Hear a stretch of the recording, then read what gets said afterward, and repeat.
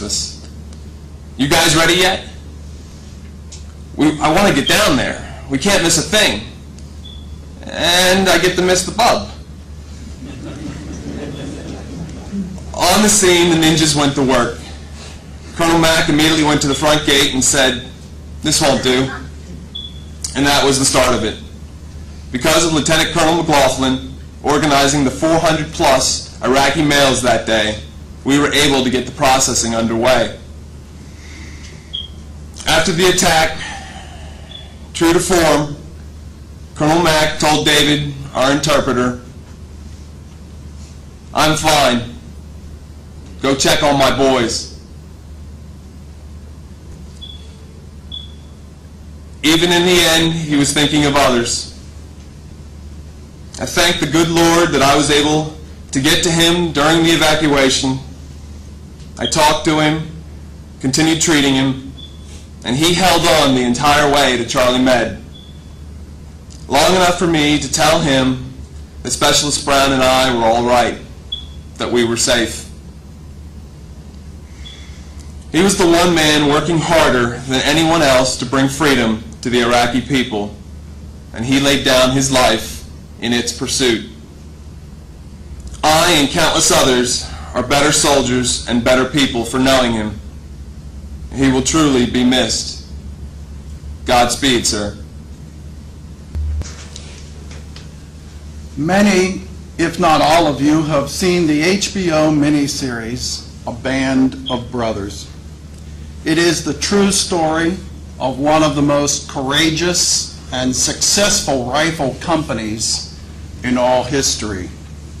Lieutenant Colonel Michael McLaughlin and I, along with several other officers from our battalion, the 1st Battalion, 107th Field Artillery, had an opportunity to watch a couple of episodes a couple of years ago at Fort Pickett, Virginia. The series is based on a book of the same title by Stephen Ambrose.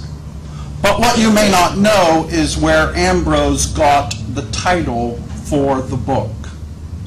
It is a quote from Shakespeare's play, Henry V. I don't know if my friend Mac ever had the chance to read Shakespeare when he was studying engineering at Pitt, but nevertheless, I'm sure that he would understand its penetrating truth. I suspect all of you, soldiers, sailors, airmen, and Marines who serve in Anbar, will appreciate it too. Henry gave his speech while his forces, greatly outnumbered, were about to go into battle. This is what he said: "He that hath no stomach for this fight, let him depart. His passport shall be made, and crowns for convoy put into his purse. We would not die in that man's company that fears his fellowship to die with us. This day is called the Feast of Crispin. He that outlives this day and comes safe home will stand a tiptoe when this day is named, and rouse himself at the name of Crispin. He that shall live this day and see old age will yearly on the vigil feast his neighbors and say, 'Tomorrow is St. Crispin.' Then he will strip his sleeve and show his scars and say, 'These wounds I had on Crispin's day.' Old men forget, yet all shall be forgot, but we'll remember with advantages what feats we did that day. Then our names familiar in his mouth as household words, Harry the King, Bedford and Exeter, Warwick and Talbot, Salisbury and Gloucester, be in their flowing cups freshly remembered. This story shall the good man teach his son, and Crispin shall ne'er go by, from this day to the ending of the world, but we in it shall be remembered. We happy few, we band of brothers. For he today that sheds his blood with me shall be my brother. And he ne'er so vile this day shall gentle his condition. And gentlemen in England now abed shall think themselves accursed since they not here, and hold their manhoods cheap, while any speaks that fought with us on St. Crispin's day. I suppose the same can be said of we who fight here in Anbar, the most dangerous place in all Iraq. We are a band of brothers, and those who are in their beds, those who chose not to be in this fight, should, if they have a drop of courage or a pint of common sense, should think themselves lesser.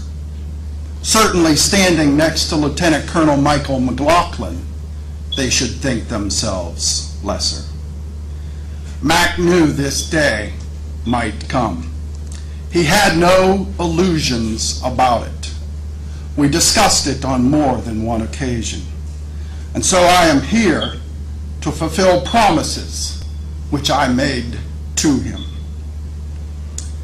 There's always the potential at every memorial to exaggerate a person's strengths or their positive attributes. I am especially aware of that keenly today, since Mac was one of my best friends. But I also know, having enjoyed his company both personally and professionally, in and out of one another's homes, around the country on various military posts, I know that he would say with a devilish smile on his face, "Go ahead, exaggerate all you want. People will believe you. You're the chaplain." So if I do exaggerate, forgive me, because I loved him. As many of you know, Mike was not a quiet or modest person. He was vivacious, gregarious, humorous, and infectious. He was demanding, engaging, inspiring, and yes, at times, exacerbating. He was passionate, articulate, and consistent. He made me think. He made me laugh. He made me angry. He made me proud. Mike was not a fence sitter. He was not neutral about anything, and people were rarely neutral about him. Love him or not, he forced you to react to him. He was a storyteller. You didn't have to be with him very long to learn that. No subject, no person, no idea was taboo.